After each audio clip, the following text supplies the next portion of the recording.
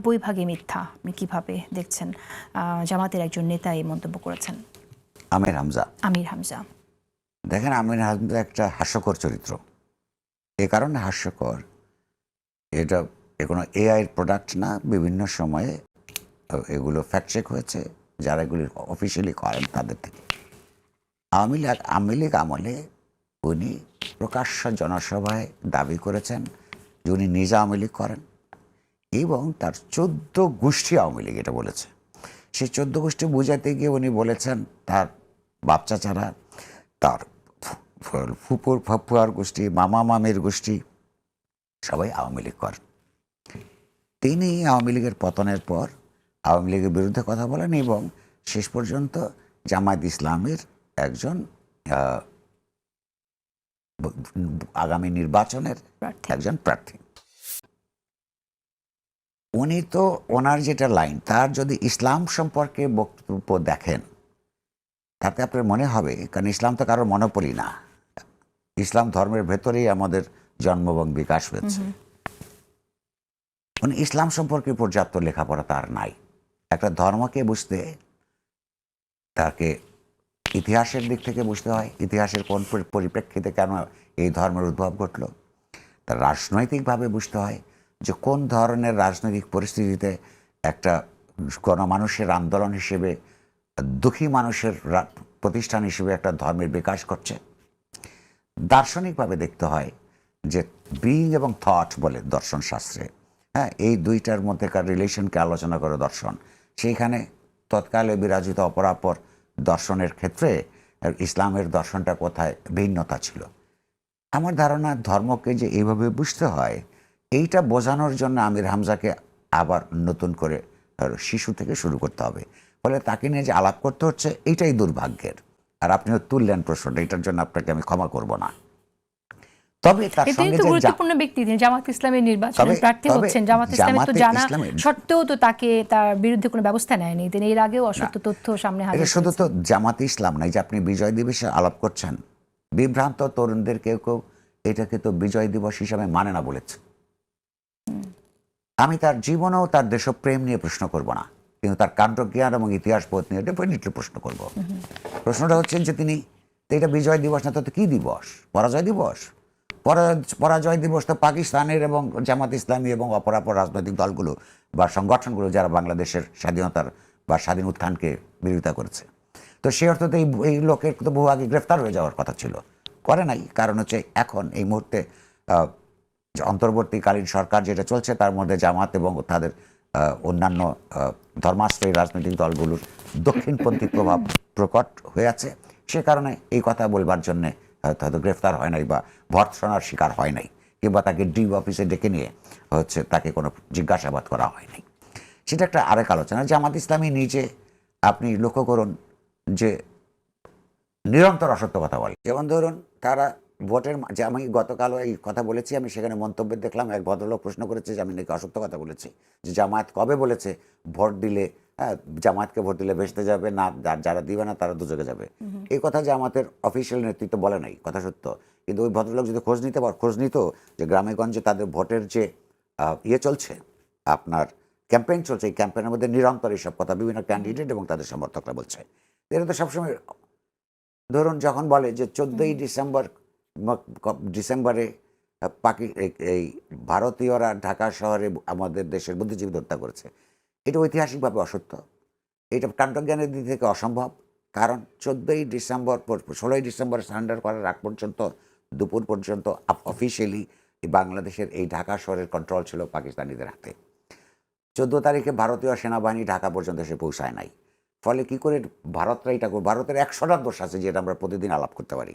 কিন্তু প্রশ্ন হচ্ছে যে যেই দায় পাকিস্তানের, যেই দায় জামাতের তৎকালীন নেতৃত্ব যারা আলবদর আল শামস রাজাকার বাহিনী করেছে, যেই দায় যাদের আত্মীয় স্বজনদের চোখের সামনে থেকে যাদেরকে ধরে নিয়ে গেছে, তারা প্রত্যক্ষ সাক্ষী আছে, সেখানে তার প্রতিদিন মিথ্যা কথা বলছে না। ফলে এই যে টুপি পরে ইসলামের নামে এই আপনার আমির হামজাও এরকমই অসত্য কথা বলে। আচ্ছা, ভিন্ন প্রসঙ্গে যেটা আসি। ইসলাম বিরোধী কাজ। ইসলাম মিথ্যা কথাকে অত্যন্ত বড় পাপ বলে মনে করে।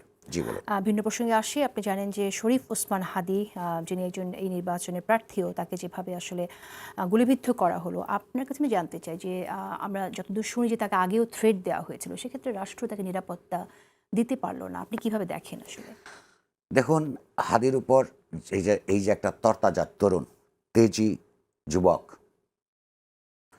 তিনি যেই রাজনীতিটাকে এইখানে প্রচার করতেন, সেই রাজনীতির আমি অপছন্দ করি, সেটা একটা ব্যাপার। কিন্তু তার প্রতিটি কথায় এবং তার যে ভাষা মাঝে মধ্যে ব্যবহার করতেন, সেটাকে আমি মনে করি না যে এটা উপযুক্ত রাজনীতির ভাষা। এটা কিন্তু তার তার ব্যাপার, কি রাজনীতিকে করবেন, কি ভাবাদর্শ তিনি হলো সমর্থন করবেন, কি ভাষায় কথা বলবেন, সেটা অন্য। কিন্তু তার মধ্যে আমার চোখে যেভাবে দেখেছি, এই তরুণকে আমি লক্ষ্য করেছি যে উনি যা বিশ্বাস করেন, সেই বিশ্বাসের পক্ষে এত দৃঢ়ভাবে কথা বলা তরুণ খুব কম আছে। এই কারণে আমি তাকে অ্যাপ্রিসিয়েট করি। আচ্ছা, তিনি ওই যেই রাজনীতি করুন না কেন, সেই রাজনীতিটা করবার এই দেশে অধিকার তার ছিল, যেমন আমাদের অধিকার আছে সেগুলো বিরোধিতা করবার। সেইখানে তাকে যে করুণভাবে তার ক্যাম্পেইনের সময় হত্যা করা হলো, এবং সবচেয়ে বড় কথা, হত্যাকারী শোনা যাচ্ছে পালিয়েও গেল, এইটা সরকারের দিক থেকে একটা ভয়াবহ রকমের ব্যর্থতা। কে করেছে, কারা করেছে, কেন করেছে, এটা এখনো পর্যন্ত বলা মুশকিল, এবং কোনো দায়িত্বশীল নাগরিক সেটা বলবে না। কিন্তু যে প্রোপাগান্ডাগুলো আছে, একদল বলে আওয়ামী লীগ করেছে এই পরিস্থিতিটাকে ডিস্টাবিলাইজ করবার জন্য। সোশ্যাল মিডিয়া খুললে আপনি চোখে পড়বে এরকম অনেক।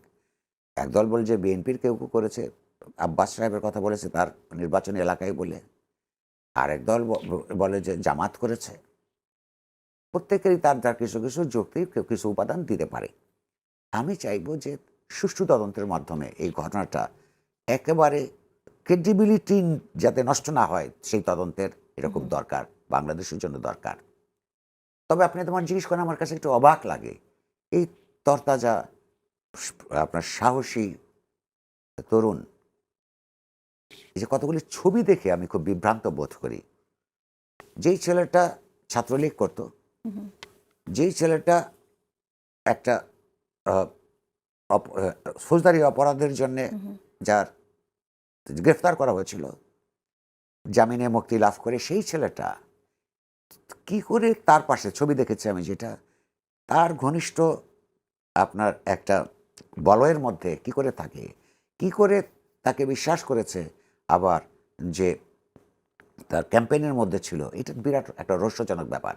বিভ্রান্তিকর এই কারণে বলছি, কারণ শিবিরের একটা বিরাট অংশ, শিবিরের নেতারা এখন দাবি করে যে তারা ছাত্রলীগ করতো, এবং এই ছেলেও শিবিরের কিনা, ছাত্রলীগের আকারে, আবার শিবিররাই শিবিরের আকারে ছাত্রলীগ কিনা, এই ধোঁয়াশা তো শিবির জামাতই তৈরি করেছে। ফলে সরকারকে এই কথাটাও মাথায় রেখে আপনার পরিষ্কারভাবে একটা সুষ্ঠু তদন্ত হওয়া দরকার। এই ধরনের রাজনৈতিক হত্যাকাণ্ড মেনে নেওয়া যায় না। আর আরও বিশেষভাবে ব্যর্থতা আমি বলবো, তুমি সরকার এই হাদির হত্যাকারীদের ধরতে পারো না, আর এই সরকারকে সমালোচনা করে বলে একজন সাংবাদিককে আগে ধরে নিয়ে গিয়ে ডিবি অফিসে আনিসের কথা বলছি আমি, ধরে নিয়ে গিয়ে পরে মামলা দিয়ে গ্রেফতার করো, এগুলো তো হাসিনা স্টাইল। তো আমি মনে করি যে কারোর ব্যাপারে সুনির্দিষ্ট অভিযোগ ছাড়া, যেমন হচ্ছে জেল খাটানোর তাদের অভিযোগ নাই, রাইট নাই, সাংবাদিকদের বিরুদ্ধে যেই হত্যার মিথ্যা অভিযোগগুলিতে যাদেরকে আটকে রাখা হচ্ছে, তাদেরকে হলো মুক্তির ব্যবস্থা করা দরকার। তাদের বিরুদ্ধে যদি অন্য কোনো অপরাধের আপনার থাকে, অভিযোগ থাকে, সেগুলি সুষ্ঠু তদন্তের মধ্য দিয়ে তাদের জন্য ন্যায় বিচার করা দরকার। কিন্তু একই সঙ্গে তাকে সরকারকে জবাবদিহি করতে হবে যে হাদির হত্যাকারীদের যারা মেইন টার্গেট বলে আলোচিত হচ্ছে, তার সে কীভাবে পালিয়ে গেল, এবং সেই দায়িত্ব এখন 50 লক্ষ টাকা সাধারণ মানুষের হাতে দায়িত্ব দিয়ে, যখন তারা যেন তারা পারবে না, এবং আপনারা আমার বের করে দিতে হবে 50 লাখ টাকার লোভে দায়, যে তারপর তাদের হাতে হস্তান্তর করব, এইটা অত্যন্ত দায়িত্বশীল কোনো অবস্থাতেই দায়িত্বশীল আচরণ নয়। আমরা চাই যে হাদির যে হত্যার জন্যে যারা গুলি করেছে তাদেরকে অবিলম্বে ধরার ব্যবস্থা করো, সুষ্ঠু তদন্তের মাধ্যমে শনাক্ত করো কার এটার পিছনে এরা দায়ী। এটা যদি না করতে পারে, আগামী দিনে আজকে যারা ব্যর্থ হবে তারাও কিন্তু নানান ধরনের দুর্ঘটনার শিকার হতে পারে, এবং দেখা যাবে একে অন্যের উপর দায় দিয়ে সত্য ঘটনাকে বের করে আনতে পারছে না। সেক্ষেত্রে এটা অত্যন্ত ইলেকশন গুরুত্বপূর্ণ। কমিশনের যে দায়িত্ব সামনে আছে সেটা আপনি একটু শুনতে চাই, যেখানে নিরাপত্তার ব্যাপারটাও আমি আপনার মন্তব্য শুনতে চাই। আমরা এরকম শুনছি যে লিস্ট তারা করেছে হাই ভ্যালু অ্যাসাসিনেশনের জন্য, সেরকম টার্গেট করে পতিত আওয়ামী লীগ সেরকম এগুলো সেরকম দেখুন যদি আমরা করে, আমরা এখানে যদি নির্বাচন কমিশনারের যদি মন্তব্যটা, এখানে প্রধান নির্বাচন কমিশনের মন্তব্য যদি নিয়ে আসে, আপনি জানেন যে হাদির হত্যার চেষ্টা ঘটনাকে তিনি বিচ্ছিন্ন ঘটনা বলেছেন। আপনি কিভাবে দেখছেন আসলে? ওনার নির্বাচন কমিশনার হওয়াটাই একটা বিচ্ছিন্ন ঘটনা। কারণ এই আওয়ামী লীগের স্বৈরতান্ত্রিক সরকারকে উৎখাত করবার জন্যে হাদিদের বা তার সমবয়স্ক বিভিন্ন রাজনৈতিক দলের তরুণদের যে অবদান ছিল, সেই অবদানের সঙ্গে যদি তুলনা করেন, এই কমিশনারদের কোনো অবদান নাই। বরং এই হাদিদের আন্দোলনের ফসল হিসেবে তারা পুরস্কৃত হয়েছেন। এই বক্তব্যটা খুব ইনসেনসিটিভ, সংবেদনহীন, একটা মেকানিক্যাল মানুষের, হৃদয়হীন মানুষের একটা মন্তব্য, এবং খুবই রাজনৈতিকভাবে দায়িত্বহীন একটা মন্তব্য। তিনি কি একটা ক্লারিফিকেশন দিয়েছেন? হ্যাঁ, সেই ক্লারিফিকেশন মানুষের বোধহয় দেখবার প্রবৃত্তি আছে কিনা, এবং যে নাও থাকতে পারে সেইটা উনি বোঝেন কিনা, এটা নিয়ে আমার সন্দেহ আছে। আমি বলবো তার উপর অনেক বড় দায়িত্ব আছে নির্বাচনকে সুষ্ঠুভাবে পরিচালনা করবার, সেই দিকে কনসেন্ট্রেট করা, এবং যে মানুষরা কথা বলতে জানে না তাদের যত কম কথা বলে তাদের জন্য তত মঙ্গল। নির্বাচনের ক্ষেত্রে আপনি আসলে কিরকম ঝুঁকি দেখছেন? আজ আমি দেখলাম যে নারায়ণগঞ্জের একজন প্রার্থী তিনি নিজে সরে দাঁড়িয়েছেন নিরাপত্তার ঝুঁকির কারণেই। এরকম নিরাপত্তার ঝুঁকির আশঙ্কা কিন্তু অনেকের মাঝেই আছে, তো সেটা আসলে নির্বাচন কতটুকু প্রভাবিত করবে? সেটা দেখার দায়িত্ব তো নির্বাচন কমিশনার, এবং নির্বাচন যেদিন আপনার শিডিউল দেওয়ার পরে প্রশাসন তার অধীনে থাকে, এই দায়িত্বগুলি তো সংশ্লিষ্ট সকলকে পালন করতে হবে। কারণ বাংলাদেশের জন্য একটা সুষ্ঠু নির্বাচন অত্যন্ত জরুরি। সেক্ষেত্রে সরকারের যে উদ্যোগ, সেই উদ্যোগকে আপনি কিভাবে দেখছেন? এই সংশয় সামাল দিতে কি সরকারের আসলে না, আন্তর্জাতিক সহযোগিতার প্রয়োজন হবে কি? সরকার মুখে তো নানা কথা বলছে, কিন্তু সরকারের মনের মধ্যে কি আছে সেটা অন্য কথা। সরকারের দক্ষতা এবং যোগ্যতা সম্পর্কে তার অপরাপর পারফরমেন্স যা, সেটা দেখে তো ইমান রাখবার দরকার নাই, সুযোগ নাই। বাট একটা বাংলাদেশের একটা অনিবার্য অপরিহার্য প্রয়োজনেই নির্বাচনকে সুষ্ঠু করবার জন্য সরকার উচিত হবে তার সমস্ত উদ্যোগ এবং সমস্ত স্টেক হোল্ডার্স, পিপল সহ তাদেরকে সঙ্গে নিয়ে চেষ্টা করবার। কারণ সরকার তার রুটিন কাজটা ঠিকমতো করতে পারেন নাই, কিন্তু এই রুটিন কাজের মতন না করে তার সর্বোচ্চ উদ্যোগ নিয়ে তো নির্বাচন পরিচালনা করার, সুষ্ঠু এবং শান্তিপূর্ণ করবার দায় ঐতিহাসিকভাবে তার উপর পড়েছে। সরকার উচিত হবে এই দায়ের প্রতি যত্নশীল হওয়া। শেষ করে দেব।